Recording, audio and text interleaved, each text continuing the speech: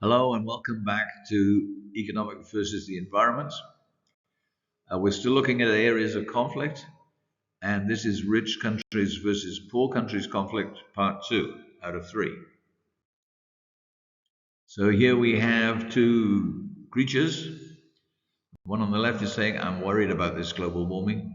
It sounds like we could have a lot of problems. And the one on the right is saying, maybe when it comes, it won't be as bad as they say.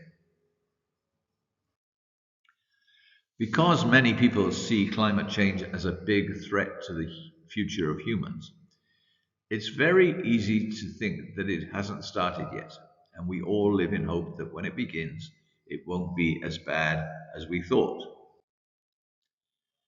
Until now, we didn't have a number that showed how much global warming has already happened and how it has lowered the growth of existing countries.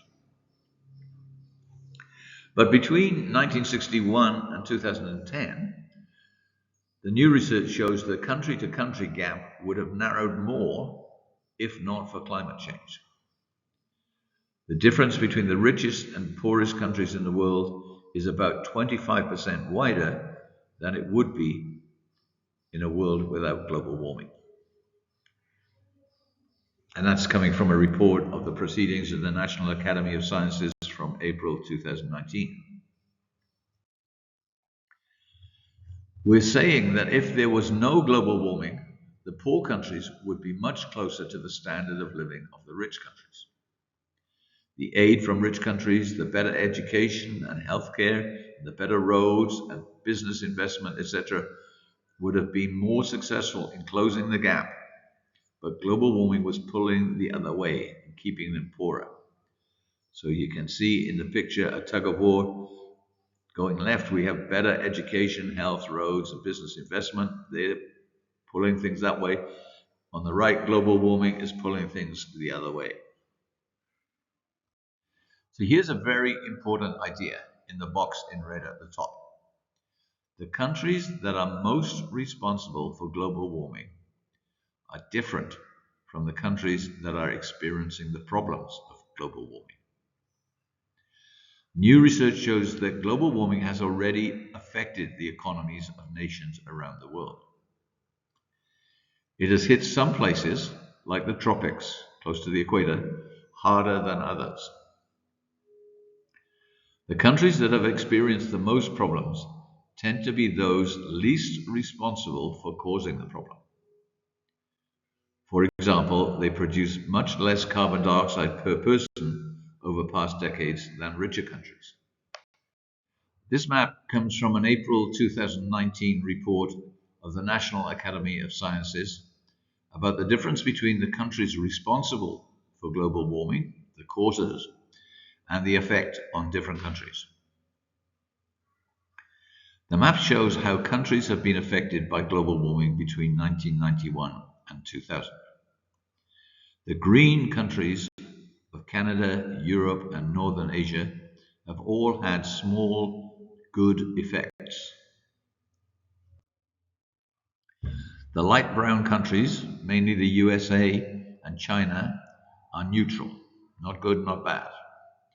And the purple areas of the top half of South America, Africa, India, Southeast Asia, and Australia all have bad impacts. So we can say the hotter your country was before, the more it has had bad effects. And the colder it was before, the more it has had good effects. This is exactly what you would expect. If you live in a cold country, some extra hot days, or days when the roads are not blocked by snow, is great. If you live in a country where some days are already extremely hot, or there's not enough rain to grow things, it sucks. The split shows the richer countries doing a lot better than the poorer countries. So here we have a picture showing the cold country situation improves and the hot country situation gets worse. So at the top we have the blue line, colder on the left, hotter on the right. Then we have the before situation, which is split into areas or regions that have too cold, a bit cold, perfect, a bit hot, very hot. Afterwards, everything gets hotter. So the stuff that was too cold gets to be a bit cold, an improvement. Stuff that was a bit cold gets to be perfect, an improvement. The stuff that was perfect gets a little bit hot, not so good.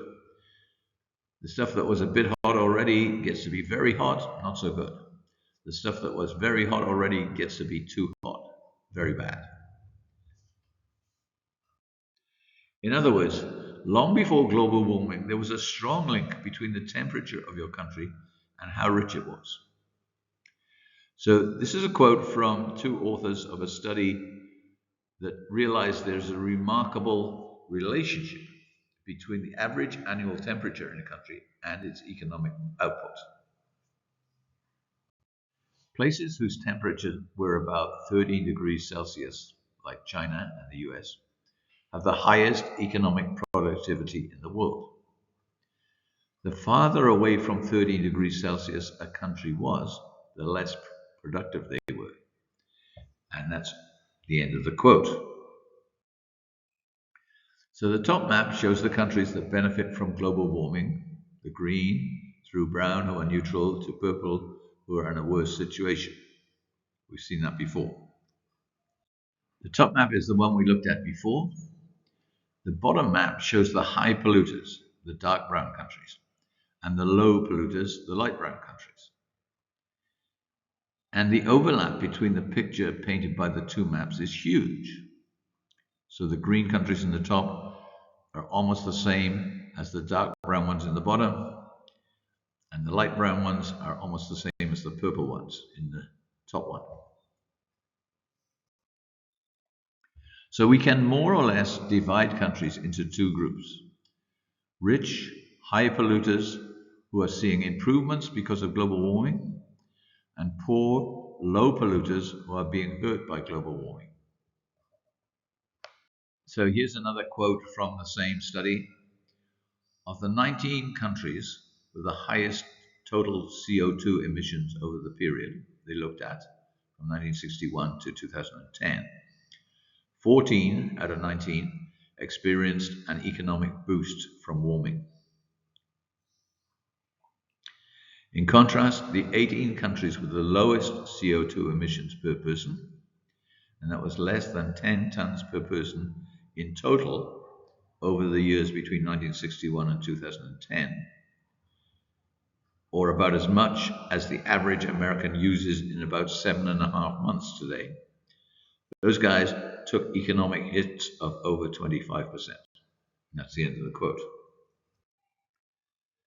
So the guy on the left is saying, let me make sure I've got this right.